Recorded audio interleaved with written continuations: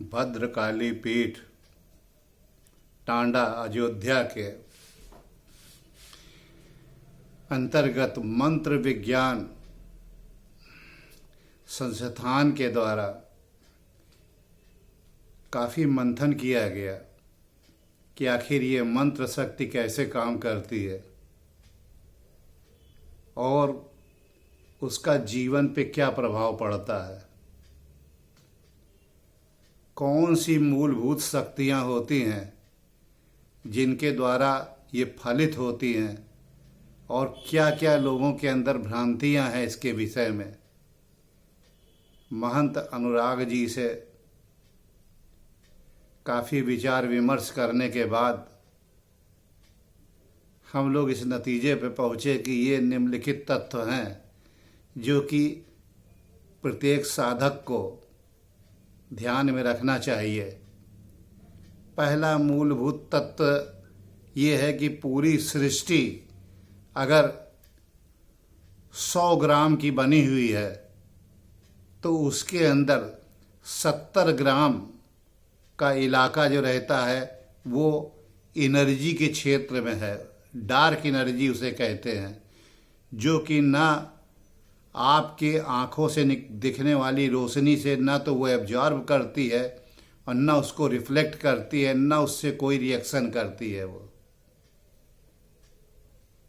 तो फिर ये उसको पता कैसे चलता है? ये पता इससे चलता है कि जब कोई रोशनी लाइट उसके पास से जाती है और जहाँ पे डार्क एनर्जी का क्षेत्र होता है वो उसको कंप्रेस कर देती है और रिफ्लेक्ट करके बाहर से निकाल देती है। ठीक वैसे ही जैसे आप भीड़ के अंदर घुस जाएं और दब करके और बीच से ना निकल पाएँ तो किनारे से सरक के निकलते हैं आप, उससे उसका पता चलता है। बाकी 25% डार्क मैटर होता है, सिर्फ 5% ऐसा मैटर होता है जिसके अंदर इलेक्ट्रॉन, प्रोटॉन, न्यूट्रॉन, जिसको कि आप भौतिक रूप से देख सकते हैं, जिसमें मनुष्य का शरीर, पृथ्वी, सूर्य, चंद्रमा, ये सब ग्रह आते हैं। ये अब इन सब चीज़ों के अंतर्गत मंत्र विज्ञान किस पे सिद्ध होता है? ये पहली चीज़ों पे सिद्ध होता है, एनर्जी के स्रोत के ऊपर, जो कि पूरी सृष्टि का 70% वॉल्यूम रखता है, वजन। कितने आश्चर्य की बात है।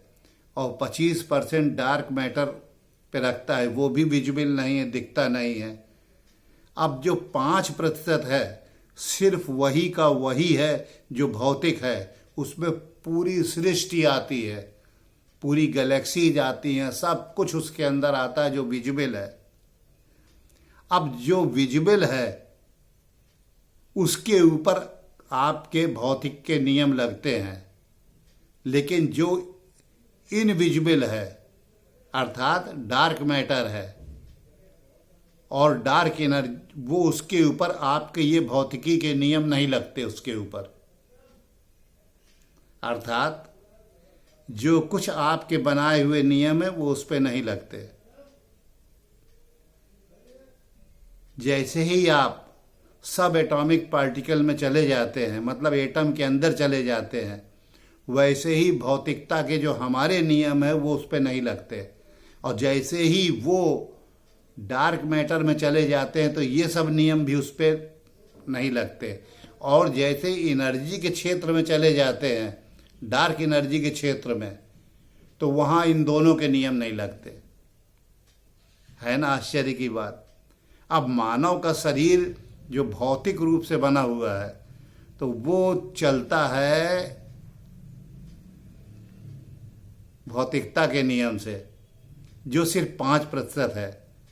अब जो शरीर के अंतर्गत भी आपके बहुत सारा डार्क मैटर है और डार्क एनर्जी के क्षेत्र से आप गुजर रहे हैं, तो उनके जो पार्टिकल आपकी पूरी बॉडी से निकल के आर पार लगातार जाते रहते हैं, उनके ऊपर पूरी सृष्टि की इन्फॉर्मेशन भरी रहती है और वो सिर्फ अपने ही मैटर से संपर्क करते हैं और वो उन्हीं की भाषा जानते हैं।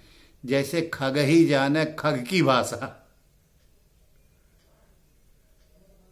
तो आपको अपने डार्क मैटर जो आपके अंदर भरे हैं, डार्क एनर्जी जो भरी है आपके बॉडी के अंदर, आपको उसको एक्टिवेट करना पड़ता है। जैसे ही वो एक्टिवेट हो जाती है तो जो बड़ी एनर्जी का स्रोत है जो आपके अंदर से आ जा रहा है, क्रॉस कर रहा है, वो उसके संपर्क में आता है और तब वही उसकी भाषा जान सकता है, दूसरा नहीं जान सकता।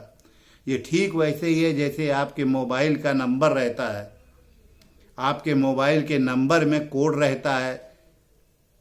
वो कोड आपके मोहल्ले का, शहर का, प्रदेश का, देश का और सर्किल का सब कोड ऐसे बन करके आता है और तब कहीं जा कर के वो जब एक दूसरे से अलाइनमेंट से जुड़ जाता है तब आपके पास ये खबर आती है। मेरा वीडियो आपके पास पहुंचने के पहले न्यूयॉर्क के सर्वर तक जाता है और फिर वहां से लौट करके आपके पास आता है। उसमें 1 सेकंड की देरी लगती है और वो 1 सेकंड में पृथ्वी के लाइट 7.5 चक्कर लगा लेती है। और इस प्रकार से जो डार्क मैटर के अणु, जो उनके तत्व हैं, वो पूरी ब्रह्मांड के चक्कर इस बीच में लगा चुके होते हैं। है ना परम आश्चर्य की बात। तो मंत्र विज्ञान के अंदर आपको अपने शरीर के डार्क मैटर को, डार्क एनर्जी को अलाइनमेंट में लाना पड़ता है और उसके लिए शरीर को ठंडा रखना पड़ता है विचारों से। और जितनी महत्वाकांक्षाएं हैं उनसे, तो उसके लिए 2 रास्ते बने हुए हैं।